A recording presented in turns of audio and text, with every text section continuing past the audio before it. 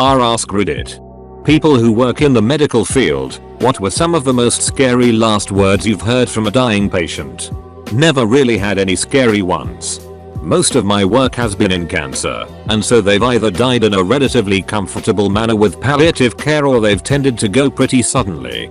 My favorite was a chap who was unresponsive for a few days, woke up suddenly and asked for a cornetto ice cream, not a croissant. A nurse popped to the shops and got him one. He ate it, and then closed his eyes and died. Dude just had to get one last cornetto in. Legend. My 94-year-old great aunt was dying at home, and she'd mostly been asleep for a couple days. Suddenly she perked up and asked for champagne, so my cousin rushed out and bought some. She happily drank a glass, went back to sleep and died the next day. Wanted to go out on a high note, I guess. My dad had colon cancer. He said to me he didn't want to go to sleep because he knew he wouldn't wake up. He did die in his sleep that night. That haunts me. One of my absolute biggest fears is going to sleep and not waking back up. I have an MRI Monday where I will be sedated and I'm having a lot of anxiety about it because I'm terrified I won't wake back up, even though I have no reason to believe that because I've been sedated many times before with no problems whatsoever. I'm so sorry for your loss. I genuinely hope you have found healing and peace. Edit to add, thank you so incredibly much to everyone who left supportive and kind comments and even upvotes. I also noticed that I am getting a lot of comments from some people for whatever reason stating how dying in your sleep is the way they would want to die and that it is the most peaceful way to die. I do not care about that. That has absolutely nothing to do with my comment because the root issue is that I do not want to die in the first place, regardless of whether it would be peaceful. Those comments have absolutely nothing to do with my comment because the root of my fear is dying at all or in general because I am young and I do not want my life to be over. After my last suicide attempt last year I realized that I desperately want to stay alive and live on this earth for many more years to come. But for those of you who have left supportive and caring comments and reassurance, I thank you so incredibly much and I so very greatly appreciate it more than any of you will ever know.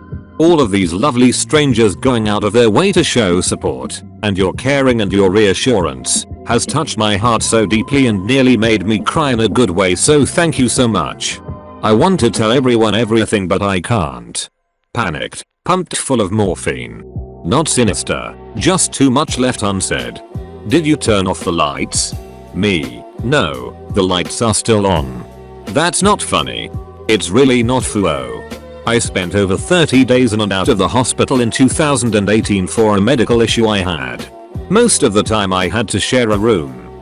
In one room, I was with this guy in his late 50s there for some kind of serious pneumonia with complications. He was morbidly obese and had diabetes and some other health issues. We were sitting there watching Jeopardy when he said the above. As soon as he said he kinda started having trouble breathing. Some gasping, a bunch of alarms went off and then out of nowhere half a dozen doctors and nurses and such were in the room. Somebody wheeled my bed out to another room. I found out later he'd died of a massive heart attack. I don't know why he thought everything went black first. The doctor didn't know either though she had some ideas. The head nurse, this tiny Filipina lady, said he was dying. You don't die all at once. Some parts die first. I think about that a lot. I don't know if she's right or not or if she meant it to be deeper than that, probably not. But you don't die all at once sticks with me now. Dying man to his daughter, honey I'm sorry but I have to go. My sister to me. No, I've had enough. Time to go. My other sister to me you cry, and I'll kill you. Losing two siblings sounds horrible. I dread losing anyone in my family, but not only is he my brother, he is my best friend. Thinking about it almost sends me into a panic. I'm so sorry you had to endure it twice. Edit. Everyone sharing their experience. I'm grateful to you for sharing, and all of you have just been through so much and felt pain I can't yet understand. I wish I could do something to make each of you feel a little better. Before we go further please press the red subscribe button below if you're enjoying this so far. I have done hospice work, home health care, and worked in a nursing home. The best one was in a nursing home with an elderly man. We knew it was coming soon. But he has no family, so we were taking turns just being with him. He opened his eyes and smiled and said, "It's such a lovely day." Don't let this spoil it. It really was a perfect spring day. He passed about 5 minutes later. The saddest was a lady in hospice care. She kept saying, "Not until they're all here. Not until they're all here." The family finally admitted she had a son that she had disowned many years prior. They tried to locate him, but weren't successful. She died crying for her boy. My dad's last word was an answer to a question. Hospice. He suffered a spinal stroke that paralyzed him from the neck down and he could not breathe on his own, so he was on a ventilator for 2 months. We were told he wasn't recovering like he should be and the term of care at the place he was at was coming to an end. We either needed to transfer him to a long-term care facility or go with hospice care. I wasn't comfortable making the decision without his input, so we got him alert enough and got a device attached to his trach tube to let him speak a little. I explained the situation and asked what he wanted to do. That one word is all he even tried to say. He was just done with it all. I'm thankful to the nurse who helped us and him get through it all, but it's kind of scary how easily a shitty situation can just destroy someone's will to live. My dad had a brainstem stroke that left him with locked-in syndrome. He could only blink. He didn't improve. So the choices were nursing home with trach and feeding tube, or removal of life support. We felt he would want removal of life support. He confirmed it by blinking. I am also thankful for a nurse. She spoke quite honestly to my brother and I about our father's condition. We had been reading about a doctor in our province who had gained some mobility after being locked in. She knew the doctor and said that he was blessed to be married to a nurse who can help him. Our mother is no nurse. You had a good nurse. Lots of nurses either have unreasonably high hopes or are too scared to speak honestly with people in horrible situations. Those conversations are incredibly hard to have, but they actually turn out better when you're straight with the patients and their families. I'm a nurse and actually had to have one last night. Not a healthcare worker, but I was at work and a guy had a heart attack. He fell over and was having some spasms and he said, "I am going to die at work." He was gone before the ambulance got there and he passed on the shop floor with a wrench in his hand. Fuck, this hits home. In college I worked in a manufacturing plant and I had an awesome manager. The kindest, smartest, hardest working guy ever. Every day he talked about how close he was to retiring and all the things he would do once he was out of there. I graduated college and moved on to a different city. My co-worker called me a year later and told me the guy died at work in the bathroom. Never made it to retirement. I think about him every single day of my life. The last thing he wanted was to die at work. I'm resigned to take his cause up as my own. R.I.P. Mike. Only the good die young. It's not quite the same, but my parents had some great retirement plans together. Then my mom died a couple years or so before my dad retired. The worst part is that he totally could have retired early. It was just that gotta keep working boomer mindset at play. Elderly woman was on the phone with her husband deciding on what her co-status, whether or not to CPR, should be. She went into cardiac arrest mid-sentence. We didn't notice the phone when doing CPR until after she was pronounced dead. Husband listened to the entire thing. A rocket overshot us in Afghanistan. Landed in the area where our Afghan National Army counterparts were sleeping. Specifically, it hit an Afghan field artillery officer's room. Great guy. Spoke Pashto, French, and English. College degree from an American university. He was doing some real good in the world. He was talking to his wife on a cell phone when the rocket hit. He ultimately succumbed to his injuries, but died slowly over 20-30 minutes. We heard a faint, hysterical screaming. Quiet. Muffled. Only noticeable after they removed his body and the room was quieter. The phone never hung up. His wife heard everything. We didn't have a linguist, but didn't want to hang up. There wasn't a lot of folks around that weren't injured or attending to the injured. We just sat there with the phone for a while, helpless. I have worked in the medical field for almost 20 years, but the one with most impact was from my grandma. She told me my grandpa was waiting for her. She wanted to be him, but most of all she was tired of seeing me so tired and not having a life anymore. For context, I had to quit working and put my life on hold for over 2 years to take of her full time. So she asked for a DNR. I signed and she became unconscious shortly and subsequently passed. My grandfather passed in 1999. My grandmother lived until 2005. She had dementia and Alzheimer's but was still the sweetest woman to everyone she met. She remembered her family, specifically my parents, sister Bill and myself, but in the last 2-3 months of her life, her appetite waned and the nursing staff said we should prepare for the end. My parents and I went out with a couple of other relatives for my mother's birthday, and as we were driving home, we got a phone call that she had passed.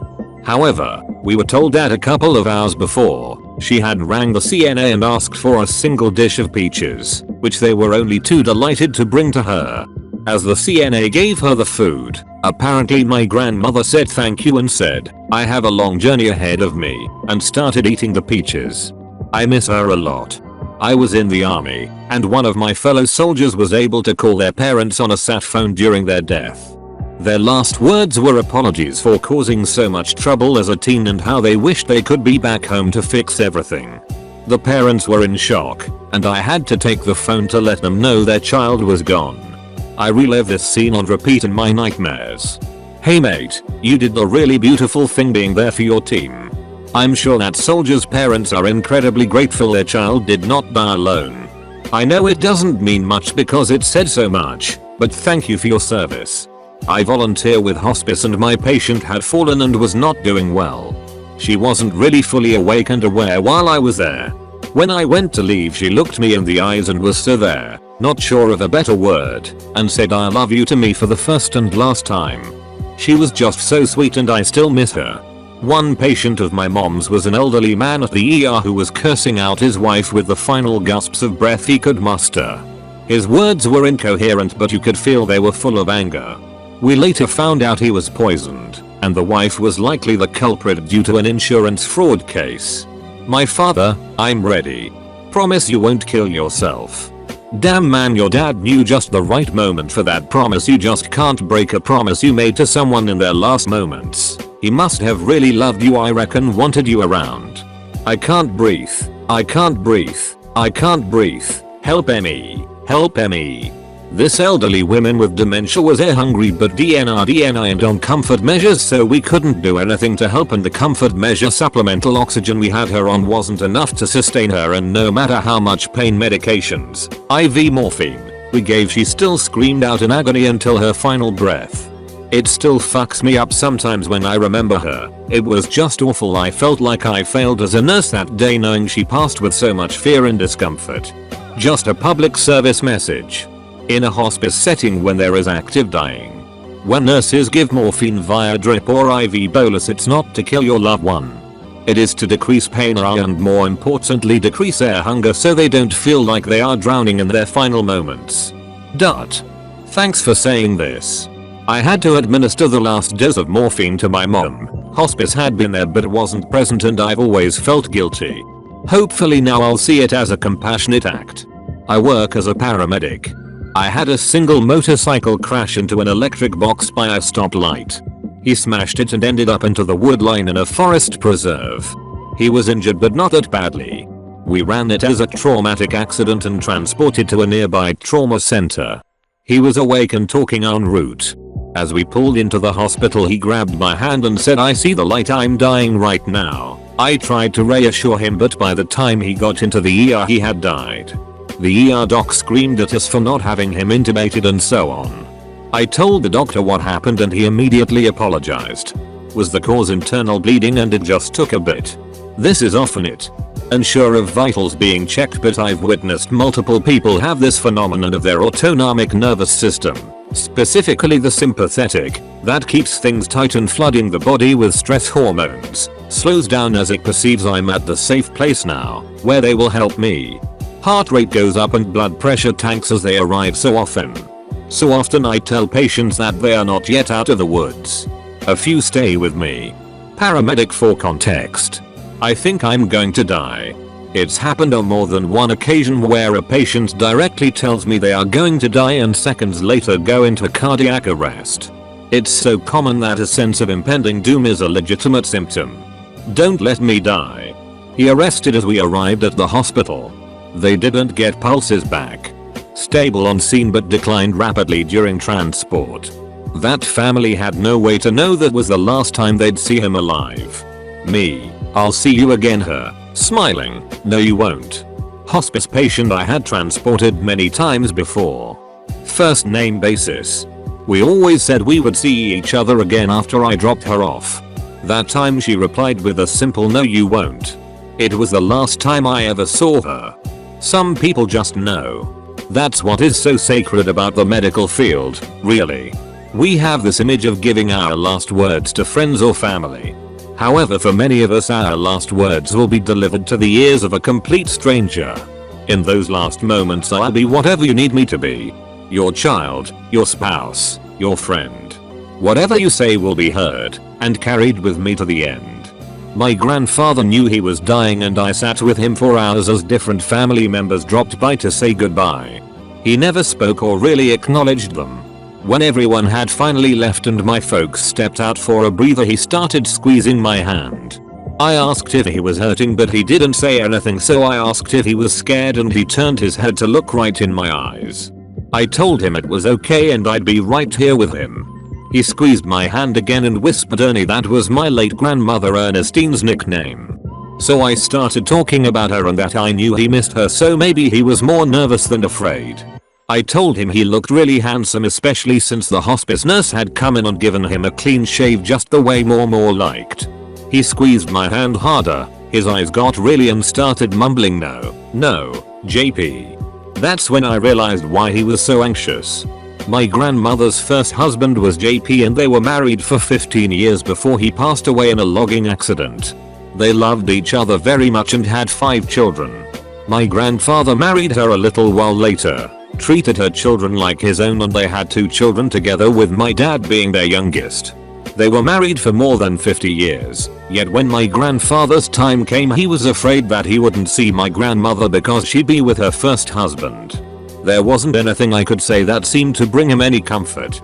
He just whispered JP over and over, shaking his head while looking around as if he were in the room. All I could say was JP's got to spend the last 8 years with her. I'm sure she'll be more than ready to see you by now. I worked in a seniors care home for many years and tended to both my parents as they were dying. Most of the elderly would mumble stuff that I couldn't make out, but one woman in particular said something like "How are you here?" while looking at the corner of the room, a couple of hours before death. Another one told a care aide that her husband was waiting. Care aide told me this just as I entered the room, so I didn't hear that one firsthand. My dad didn't say anything, but the smile on his face was the biggest I had seen in the years prior to his death. He named the infant baby stillborn that he and my mom had. A brother that I didn't get the chance to grow up with. My mom said thank you to me right before she died. My sister and I took her to all appointments and kept her in her home while on her deathbed. She was so scared we'd put her in hospice, but we wanted to respect her wishes. Hard, but worth it in my opinion. I'm on my phone, so formatting and spelling likely suck. Thanks for watching. Please press the like button if you enjoyed and the notification bell next to the subscribe button to never miss another video. Let me know your thoughts below. Bye.